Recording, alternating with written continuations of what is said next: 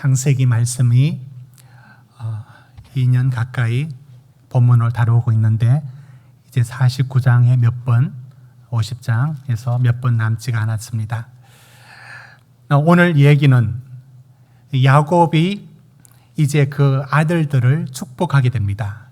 이때가 언제냐면 요셉을 따라 이제 애굽에 들어와서 산 지 17년이 되었을 때 야곱의 나이가 147세라는 나이가 되었습니다.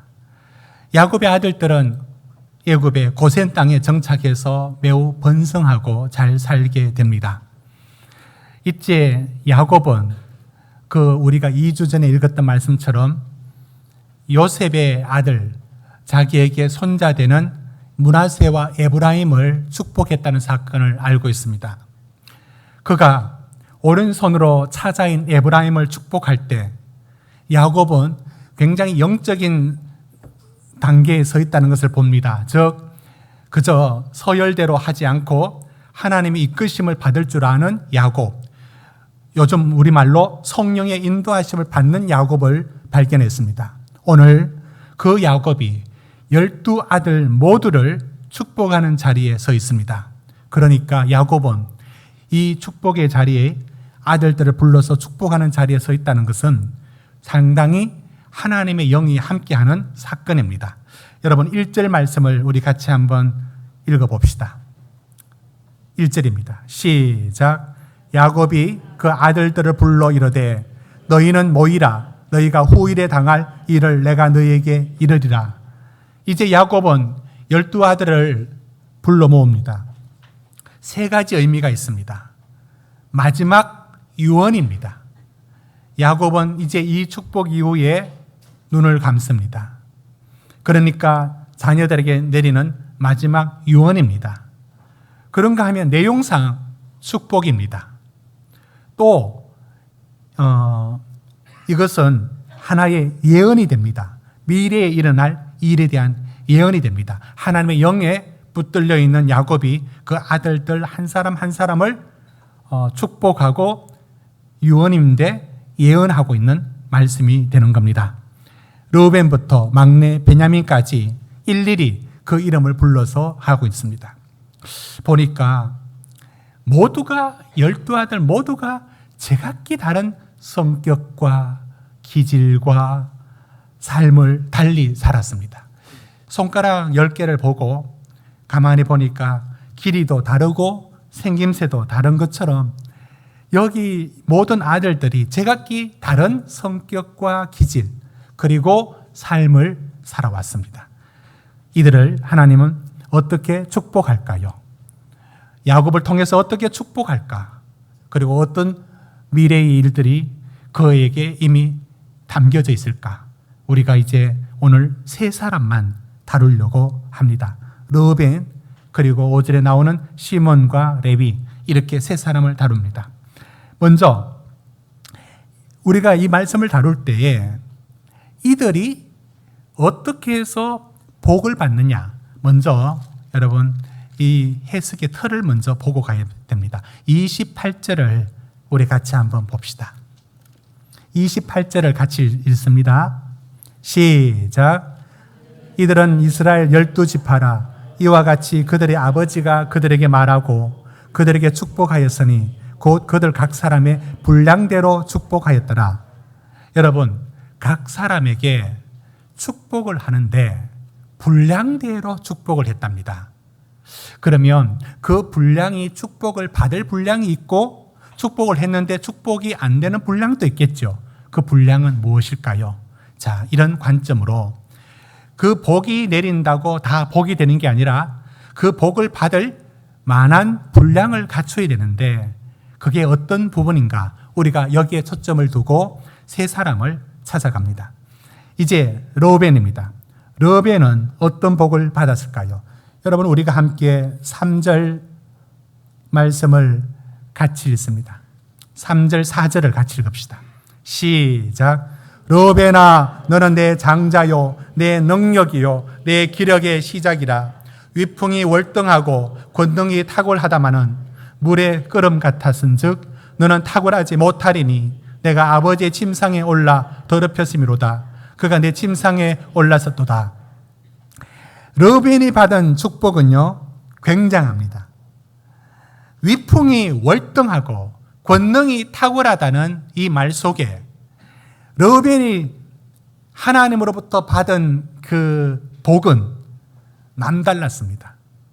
여러분, 장자가 12 중에 장자라면 서열상 첫 번째라는 의미만을 오늘날은 갖겠지만, 이 당시 장자란 것은 모든 차자를 다 합쳐서 장자에 비교할 수 없을 만큼 장자가 더 많은 재산에 있어서의 그 할당되는 것이 많았고 모든 지위가 높았습니다. 이것이 장자의 자리입니다. 그 장자에 걸맞게 생긴 것도 굉장하고 또 권능도 탁월하고 한마디로 실력도 있고 딱 보면 장자다운 그런 모든 것을 갖춘 그런 복을 르우벤이 받았습니다. 그런데 이런 복을 받았던 르우벤이 하나의 그 성격 또는 기질, 이 하나를 잘 관리해야만 그게 복이 되지, 이거 놓치면 위험할 수 있는, 복이 파괴되고 마는 일들이 있습니다. 여러분 4절 다시 한번 보십시오. 물이 끓는 것 같이 물의 끓음 같아선적. 이것은 르우벤이 굉장히 월등하고 탁월하지만 갖고 있는 성격에 아주 잘 관리해야만 되는 무엇이 있었습니다. 물이 끓는다는 건 우리가 쓰는 표현하고도 다른 바가 없습니다.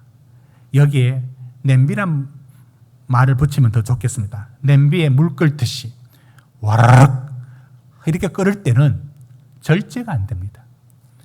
그 분노를 조절을 못합니다. 적극적이고 충동적이고 조급하고, 이 단계에 물이 끓었다라는 이 지점에 도달하면 눈에 아무것도 안 보입니다. 이게 르우벤이 가진 가장 취약적인 성격 중에 하나입니다.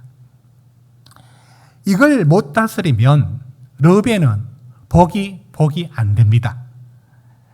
그 분량에 담겨진 것, 이 성격과 이 기질의 부분들을 잘 다스리지 못하면 이게 이렇게 됩니다. 여러분, 사람에겐 기질이 있고요, 성격이 있습니다. 거의 둘 다 잘 바뀌지 않습니다. 기질은 보다 유전적으로 그냥 타고난 겁니다. 체형하고도 좀 관련이 있습니다. 우리 태양력, 태음력 이렇게 체질 있지 않습니까? 그 체질하고도 어느 정도는 약간 관련이 있고요. 아무튼 기질이라는 부분들이 있어서 타고납니다. 신체적인 게하고 연결도 되어 있고요. 전혀 좀처럼 안 바뀌는 게 기질입니다. 한마디로 끝까지 간다 보면 됩니다. 바뀌지 않습니다. 성격은 그 사람이 가진 고유한 성질이지만 이게 환경에 따라서 반응하는 것이 있어서 기질보다는 조금 변화의 여지는 있지만 성격도 거의 바뀌지 않습니다. 저는 성격이 바뀌지 않는다는 것을 처음에는 바뀌는 줄 알았어요. 제가 굉장히 내성적이었습니다. 굉장히 내성적인데 이제 교회 활동을 하면서 상당히 외향적이 됐다라고 이렇게 한 번씩 말한 적이 있는데, 가만히 생각해 보니까 외향적이 된 게 아니었습니다. 제 역할이 앞에 서야 되고 일을 해야 되고, 그러면서 그 일을 하지, 제 성격, 고유한 성격 그 특징인 안에는 굉장히 내향적인, 내성적인 부분들이 여전히 지금도 하나도 달라지지 않고 있다는 것을 저는 한 번씩 발견합니다. 이런 부분들은 정말 좀처럼 바뀌지가 않습니다. 여러분, 기질과 성격 거의 바뀌지 않는다고 보면 됩니다. 그러면 바꿔야 되는 겁니까? 어떤 건 바꿔져야 되는 것도 있겠죠. 그런데 이 성격이라는 부분들이 바뀌는 부분은 어떤 식으로 바뀐다고 설명을 할 수 있느냐면, 이제 예의를 갖춘다든지 매너가 있다든지 이렇게 하면서 사회적인 활동에서 어떻게 표현하느냐의 능력이 향상되는 것이지, 고유한 성격은 그대로, 내성적인 사람은 언제나 내성적입니다. 이런 게 있고요. 외향적인 사람은 뭐든지 이렇게 바깥으로 드러내야 됩니다. 뭐 블로그를 통해든지 뭐 SNS를 통해든지 자기 삶을 막 이렇게 드러내는 것을 이렇게 좋아합니다. 옳고 그러다 그런 걸 떠나서 성격이 그렇습니다. 잘 바뀌지 않습니다. 여러분, 베드로의 성격을 여러분은 어떻게 파악하고 있습니까? 베드로의 성격을 보여주는 여러 사건들이 있는데 그 중에 하나가, 예수님이 이제 제자들이 배를 타고 지나가는데 저기서 누가 걸어옵니다. 사람들이 유령이다 하면서 기겁을 하고 있을 때 예수님이었어요. 그러니까 예수님이 나다라고 말합니다. 그때 베드로가, 다른 사람들은 말도 못 붙이는데 주님이면 나보고 이 물 위로 걸어오라고 해보세요 라고 하고는 예수님이 와라 하니까 바로 그 물 위에 처벅처벅 걸어가는 게 베드로입니다. 베드로의 성격을 단번에 보여주죠. 이렇게 굉장히 좀 급하고 또 적극적이기도 하고 그렇습니다. 예수님이 십자가에 달려 죽으실 것이라는 것을 마태복음 16장에 얘기했을 때 베드로가 예수님을 붙잡고 흔들면서 말합니다. 안 됩니다, 주님 하면서 굉장히 강한 성격으로 주님 그러시면 안 됩니다라고 했던, 거기도 성격이 나와 있고, 예수님이 잡혔을 때 대제사장의 종 말고가 있었는데 말고를 베드로가 칼을 빼서 내려쳤는데 귀가 잘려졌어요. 예수님 다시 붙여주시면 그 조금 빗나갔으면 머리가 두 쪽 났겠죠. 이게 베드로입니다. 그런 베드로가 예수님에게 말했죠. 모두가 다 주를 버려도 나는 주님 안 버립니다. 그건 진심이었어요. 그는 정말 의리가 있는 사람이었고요. 정말 마음이 진심입니다. 그러나 곧바로 3번 주님을 부인하죠. 여러분, 이런 베드로를 예수님은 이렇게 잔소리한 적은 없습니다. 야, 너 다 좋은데 네가 성질머리 좀 고쳐라. 이런 식으로 그의 기질과 업으로 자라온 그의 그 거친 그 성격, 그런 어떤 것들을 뜯어 고치려고 주님이 잔소리하지 않았습니다. 그렇다 하여 우리 주님이 베드로에게 성격의 부분을 고치려 하지 않았다라고 하여 우리의 어떤 부분을 고치지 않아도 된다라고 말하는 것은 아니고요. 그러나 베드로는 결국 고기 잡는 베드로가 사람 낚는 어부가, 사람 낚는 제자가 되는 이 변화의 과정을 예수 그리스도에게 붙들려서 그 기질도 하나님 앞에 쓰임받게 되죠. 그 기질이 쓰임을 받습니다. 그 성격을 그대로. 그 때로는 사람에게 이제 하나님 참 우리를 오묘하게 만드신 것 같아요. 어떤 사람은 굉장한 실력과 좀 머리도 굉장히 뛰어나고 좋아요. 그런데 그걸 담아낼 만한 어떤 그 성격과 그릇이 안 되는 분들이 있어요. 그런 분들은 성공하면 더 위험합니다. 그런 분들은 성공하면 더 위험합니다. 틀림없이 사고칩니다. 오늘 르우벤이 사고쳤죠. 이렇게 사회 어떤 지도자층에 있는 사람들인데 굉장히 실력 있고 모든 게 다 뛰어난데 전혀 엉뚱한, 정말 생각지도 못한, 지금 르우벤이 무슨 실수를 저지르냐면 아버지의 첩인 빌하를 범하게 되는 창세기 35장 22절에 사건이 있습니다. 저 일을 두고 하는 겁니다.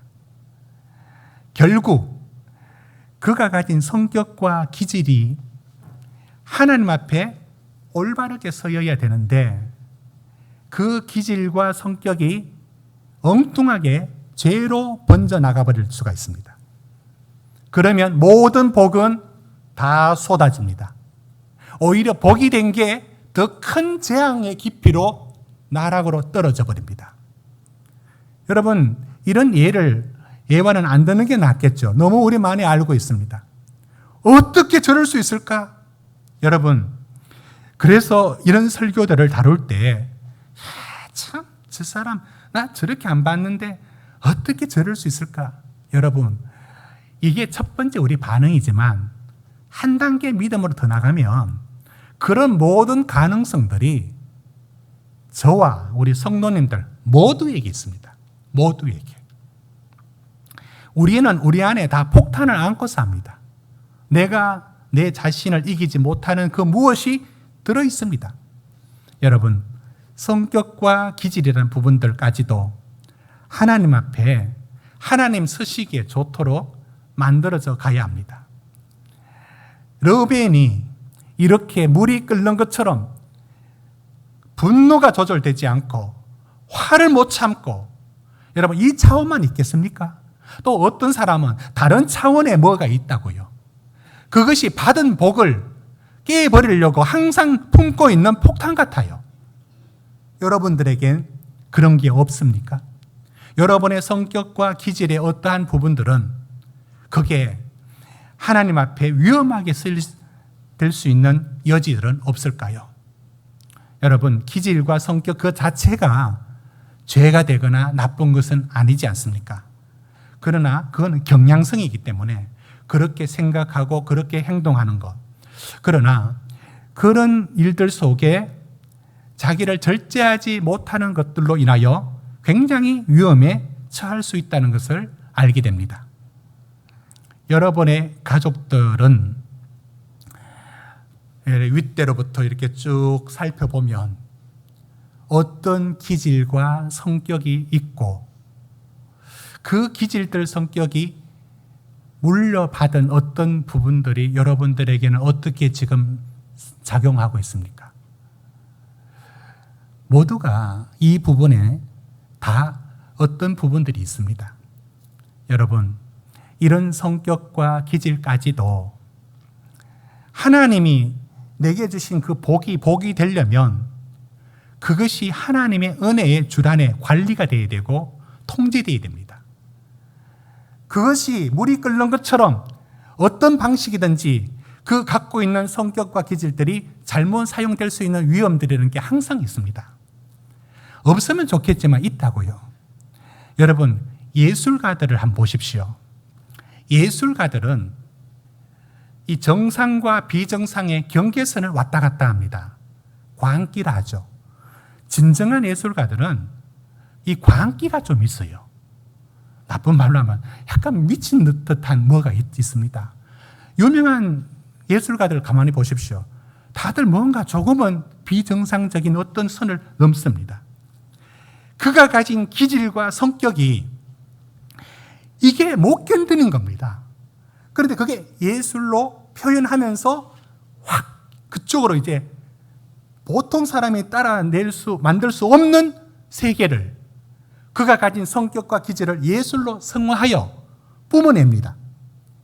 그런 것을 보면서 여러분, 우리가 가진 어떠한 부분들도 이것이 하나님 서시기에 좋도록 성화라고 할까요?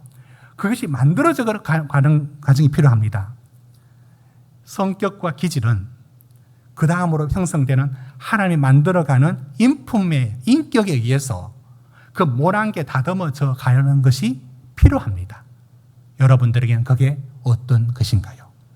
이제 우리는 두 번째 사람을 다루려고 합니다. 여러분, 시몬과 레위인데요. 그는 어떤 복을 받았을까요? 복이 아니라 저주 같아요. 5절부터 7절을 우리 다시 한번 읽도록 합시다. 5절부터 7절 시작. 시몬과 레위는 형제요, 그들의 칼은 폭력의 도구로다. 내 호나 그들의 모의에 상관하지 말지어다. 내 영광아 그들의 집회에 참여하지 말지어다. 그들의 분노대로 사람을 죽이고 그들의 혈기대로 소의 발목 힘줄을 끊었음이로다. 그 노여움이 혹독하니 저주를 받을 것이요, 분기가 맹렬하니 저주를 받을 것이라. 내가 그들을 야곱 중에서 나누며 이스라엘 중에서 흩어리로다. 다른 사람 모든 아들들은 각각 한 사람에게 축복하는데 시몬과 레위는 묶여져 있습니다. 쌍으로 나옵니다. 때로는 어떠한 사람은 항상 두 사람이 이렇게 함께 있음으로써 그 사람의 특징을 나타내는 그런 경우도 있습니다. 시몬과 레위가 그러합니다. 시몬과 레위가 가진 그 복은 복보다는 거의 저주에 가까운데 이런 저주를 받습니다. 그런데 뭐가 문제냐면 그들의 칼은 폭력의 도구로다. 이게 우리가 35장에 읽었던 그 사건을 말하는 겁니다. 세겜 땅에 있을 때에 이 두 아들 시몬과 레위가 다 레아의 몸에서 나온 그 아들들인데 동생이 있었습니다. 바로 밑에 동생 있었는데 여러분 그 디나가 바로 이 세겜 땅에 갔다가 급탈을 당합니다. 그랬을 때 이 시몬과 레위가 앞장서서 어떻게 하느냐면 좋다. 그러면 우리 동생 줄 테니까 결혼하도록 할 테니까 우리가 하는 식으로 할례를 받아라. 할례를 받으면 너희들과 결혼도 하고 같이 화친해서 지내겠다라고 거짓말하고는 할례 받아서 꼼짝 못하고 있는 그때에 시몬과 레위가 칼을 들고 가서 세겜 마을 사람들을 모든 사내를 다 칼로 쳐 죽입니다. 난도질을 합니다. 피해 보복을 합니다. 누가? 시몬과 레위가. 여러분, 바로 시몬과 레위가 했던 것은 잔인함입니다. 폭력성입니다. 그런데 시몬과 레위가 잔인하고 폭력한 것만 문제가 되느냐? 여러분, 지금 동생이 이런 일을 당했을 때 분노하는 게 옳지 않겠습니까? 당연하지 않겠습니까? 어디까지가 정상일까요? 자, 자기 동생이 그 세겜 땅에서 그런 일을 당했습니다. 오빠라는 사람이 아무렇지도 않고 그래? 아유 조심하지. 여러분 이게 맞습니까? 아니죠. 분노해야죠. 책임을 물어야죠. 그놈의 자식을 한번 보자 하면서 따져야죠. 그리고 그것에 대해 응징을 합당하게 하는 것 맞지 않겠습니까? 여러분 그걸 그러면 어디까지 정상입니까? 어느 정도 분노하는 게 맞다 봅니다. 분노해야죠. 분노하는 게 왜 잘못입니까? 분노 안 하는 게 이상하죠. 그런데 문제가 뭐냐면 분노를 하는데 분노에 도를 넘습니다. 도가 넘는다고요. 그러니까 시몬과 레위가 가진 그 복이 안 되는 이유는 뭐가 있느냐면 극단으로 간다는 데 있습니다. 극단. 여러분 이게 중요합니다. 시몬과 레위가 너무 폭력적이고 잔인해서 이런 저주를 받았다. 나하고 상관이 없어. 나 폭력적이지는 않잖아. 여러분, 지금 시몬과 레위가 가진 핵심은 폭력성에 있는 것만이 아니라 잔인함에 있는 것이 아니라 분노해야죠. 분노하는데 이 선이 있는데 이 선을 넘어선다고요. 극단으로 향한다고요. 넘어서는 이때부터 문제입니다. 왜 넘어섰을까요? 시몬과 레위가 가진 이런 성격과 기질의 차원에서 보자면 어떤 사람이냐면 나는 옳고 저놈은 틀렸다는 거예요. 그럴 때 여러분 주의하십시오. 시몬과 레위 같은 사람은 절대로 없는 말 하는 건 아니에요. 그러니까 이유가 있어요. 다 이유가 있다. 맞는 이유가 있습니다. 왜? 디나가 세겜 땅에서 그런 일을 당했으니까 어떻게 참을 수 있겠습니까? 여러분, 이게 틀린 말이 아니잖아요. 어느 누구라도. 그런데 그래서 분노하는 건 맞는데 어디로 넘어가는 거 보십시오. 다 죽여야 돼. 싸그리 다 죽여야 돼. 여기 넘어가는 넘어가는 요게 극단이라고요. 분노가 잘못이 아니라 분노를 넘어서는 바로 그 지점. 여러분, 그것은 사고에서도 극단을 향하는 사람들이 적지 않습니다. 저는 우리나라가 어떤 위기에 도착했을 때 혼란을 가져온다면 가장 위험한 게 극단을 향하는 겁니다. 우리 사회는 극단을 향합니다. 보수 측에도 극단이 있고 진보 쪽에도 극단이 있어요. 이 극단에 있는 사람들의 특징은 이유는 다 있어요. 또 틀린 말만 하는 건 아니에요. 정당한 얘기도 있습니다. 그런데 넘어섭니다. 그러니까 끝까지 가는 거예요. 혹시 그런 위치에 있는 분들은 오해하지 않으시고 그냥 우리 사회에 있는 그런 이미지를 제가 차용했다는 것을 알고 들으십시오. 노조위원장 같은 분이랄까? 절대 타협하면 안 돼요. 타협하라고 세운 게 아니고 죽도록 끝까지 밀어붙이라고 세운 거예요. 그러니까 어떻게 되든 밀어붙여야 되는 거예요. 타협하면 안 돼. 타협하면 진 거예요. 이런 식으로 있는 성격은 절대 우리는 옳다. 옳죠.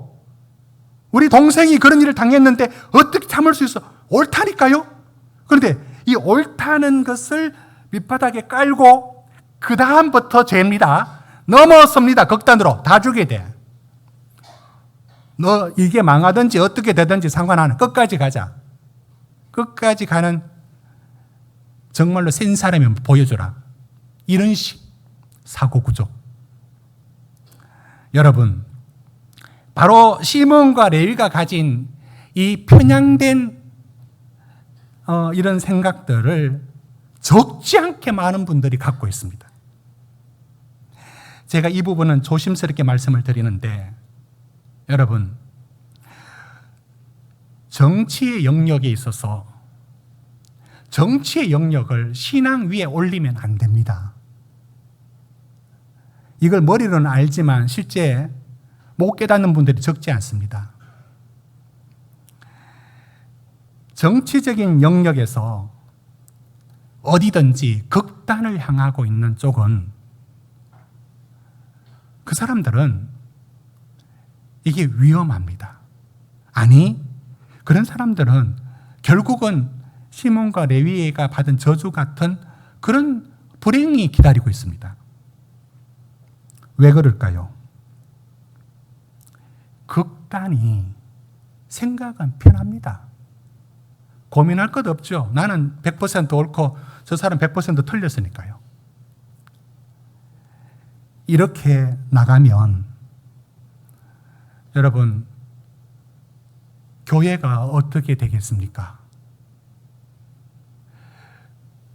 저는 제가 자라온 삶의 배경과 여러 가지 것들에 의해서 솔직히 정치적으로는 상당히 보수적입니다. 그러나 제가 갖고 있는 보수적이라는 입장이 우리 교인의 문제라든지 신앙의 문제 앞에서는 저는 헌신짝처럼 버릴 준비가 되어 있습니다. 오늘 이렇게 떠들어도, 정치적으로 떠들어도 교인들의 문제와 신앙의 문제, 진리의 문제 앞에서는 저는 그거 던질 준비를 하고 있습니다. 거기에 목숨 걸 필요가 없고 그거로 진리와 섞여서 진리인 양 포장할 필요가 없습니다. 그럴 이유가 없습니다. 우리 교회, 한국 교회 곳곳에 모두 다 예민한 정치적인 영역의 부분에서 굉장히 많은 성격들을 갖고 있습니다.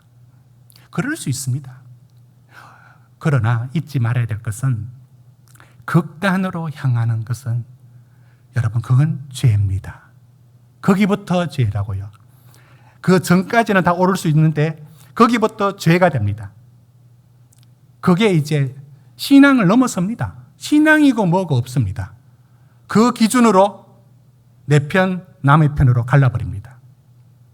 교회가 이런 식으로 무너져서는 안 되는 겁니다. 여러분, 공자가 왜 중용이란 말을 가져왔을까요? 중용이란 것은 여러분, 기독교 진리를 전하면서 왜 공자 얘기를 하느냐?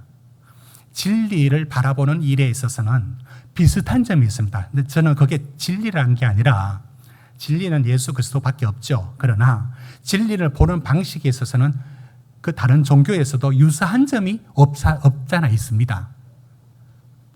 중용이라는 게 그렇습니다. 중용은 자기 자신과 세상을 바라볼 때 이렇게 바라보라고 일찍이 현자들이 말을 했습니다. 중용이란 뭔가 우리 한번 읽어볼까요? 우리 천천히 한번 읽어봅시다. 중용, 시작. 중용이란 어느 한쪽에 치우침이 없는 것이라 하여 중립을 지킨다 또는 중간의 입장에 서는 것이 아니다. 어떠한 일에서나 사실과 진리에 맞도록 하여 편중하지 않는 것이 중용이다. 중용의 반대말은 극단이다. 단순히 무조건 중간 입장을 취하여 적당히 하라는 것이 아니라 과유불급, 곧 지나치거나 모자라지 아니하고 한쪽으로 치우치지도 아니하기 위해 부단히 자신과 상황을 살펴서 적절하게 하는 것을 말한다. 여러분, 왜 이렇게 중용의 삶을 가르칠까요?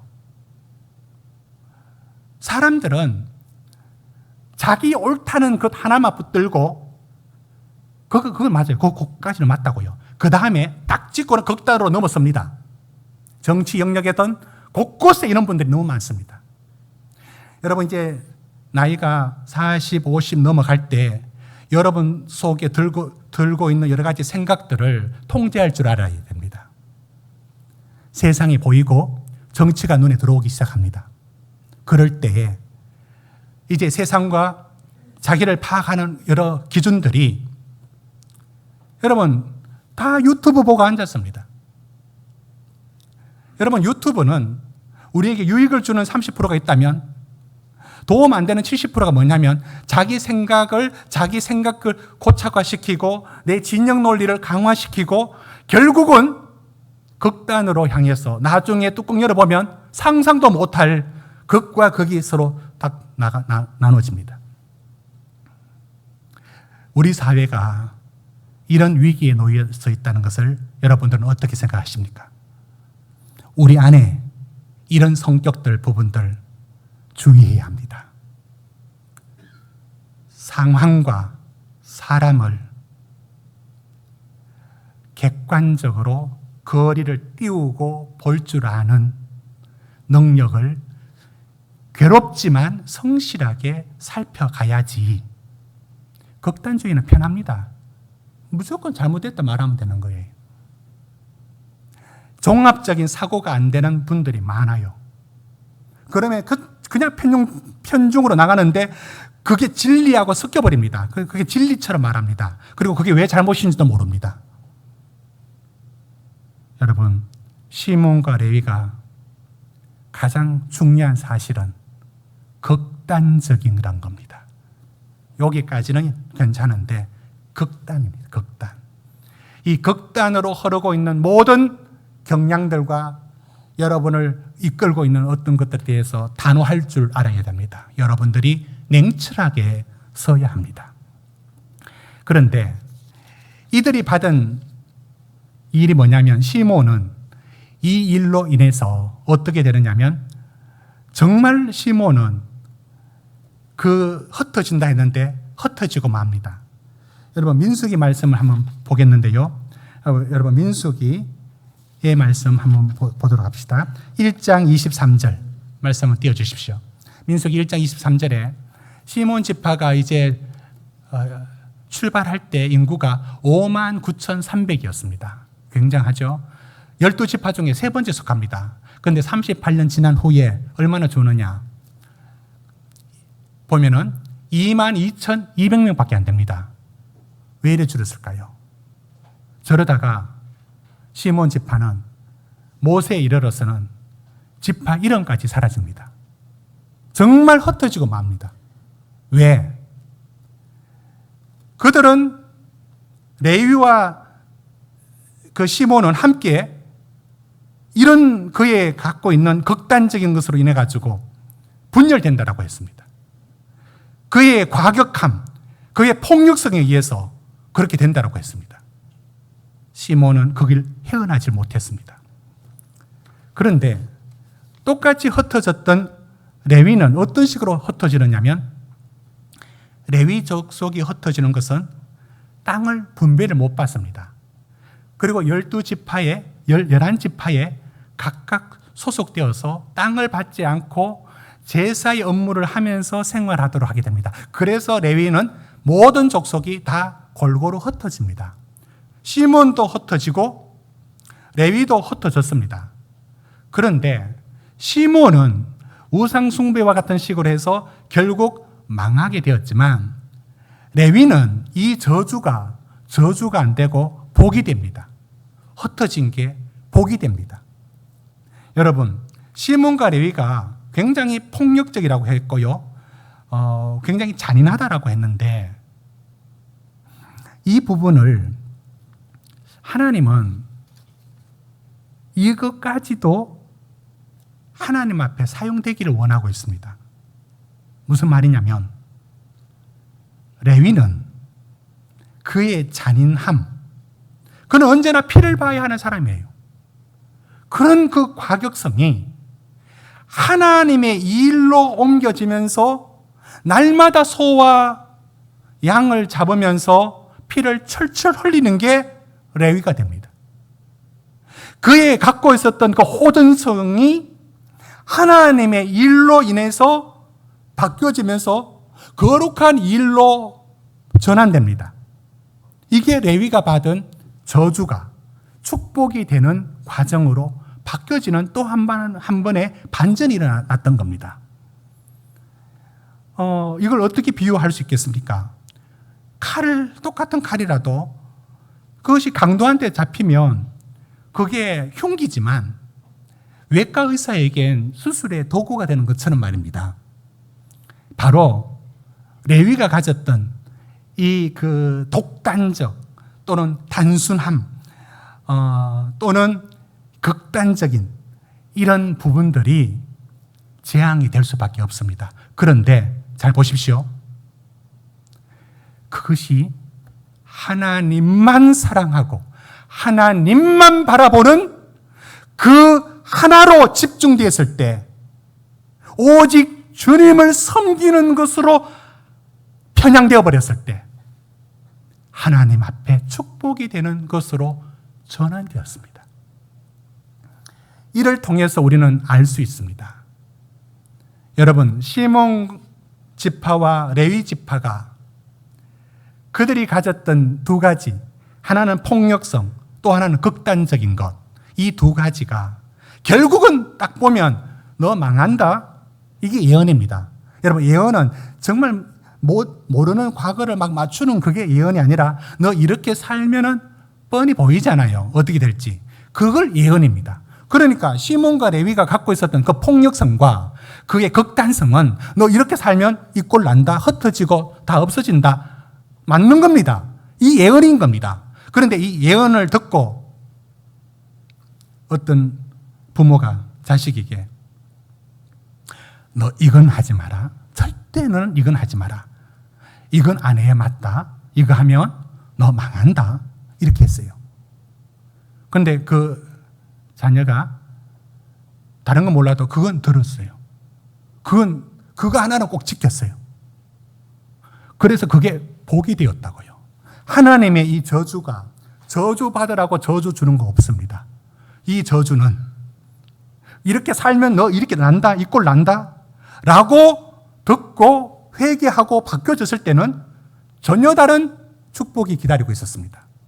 시몬과 레위가 갈라진 지점은 바로 이곳입니다.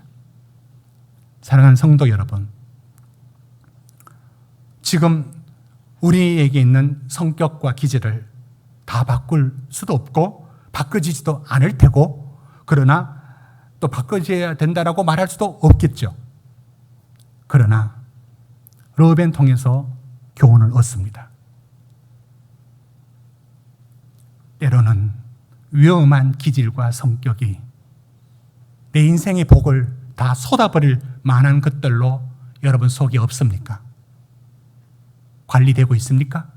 여러분은 조절하고 통제할 수 있습니까? 라는 말씀을 드리고 있습니다. 시몬과 레위를 통해서 말합니다. 여러분이 갖고 있는 그 취약점이 하나님 앞에 드려져서 내 성질대로가 아니라 하나님 나라에 쓰임받도록 다듬어지고 하나님께 드림받아서 살아가는 것, 그것이 하나님이 기뻐 사용하는 모습입니다. 저는 많은 분들한테 얘기를 들었습니다. 목사님 그런 거 신경 쓰지 마세요. 뭐 그런 거 다 신경 쓰십니까? 10년을 지내놓고도 아직도 제 성격을 모르면 어떻게 합니까? 저는 모든 걸 봐야 되고 챙겨야 됩니다.